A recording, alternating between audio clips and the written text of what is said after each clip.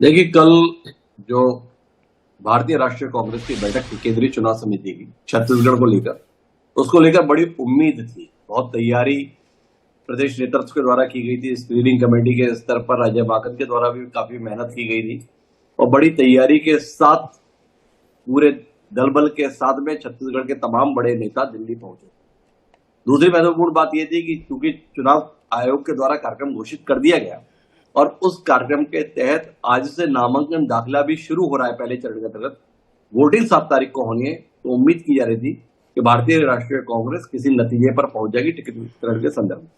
देखिए, कल 4 घंटे से भी ज्यादा समय तक बैठक चली केंद्रीय चुनाव समिति की, पर इसके बावजूद भी आधी सीटें अभी भी अटकी हुई है। जो बड़ी खबर हमारे पास में है कि 11 सीटें ऐसी हैं जिन पर सिंगल नाम था, पर इसके बावजूद भी उन पर पुनर्विचार करने के लिए केंद्रीय चुनाव समिति के द्वारा कहा गया। ये सबसे बड़ी खबर है कि 11 सीटें ऐसी हैं जिन पर सिंगल नाम लेकर गए थे, पर इसके बावजूद भी पार्टी ने चाहा है, केंद्रीय नेतृत्व ने चाहा है कि आप इन नामों पर नए सिरे से विचार करें। ये महत्वपूर्ण।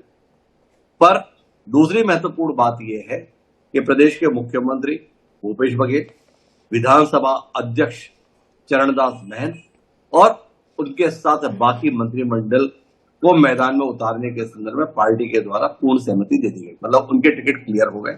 केवल एक मंत्री के संदर्भ में ये जानकारी मिल रही है कि उनकी सीट के परिवर्तित किया जा रहा है। तो ये बड़ी महत्वपूर्ण जानकारी है कि सभी मंत्रियों के संदर्भ में ये फैसला ले लिया गया कि उन्हें पुनः चुनाव लड़ने का अवसर प्रदान किया जाए।